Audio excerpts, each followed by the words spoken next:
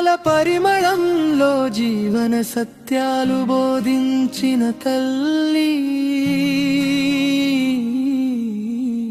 విద్యార్థుల వందనాల్లో విజయదాయకిగా నిలిచిన జగన్మాత.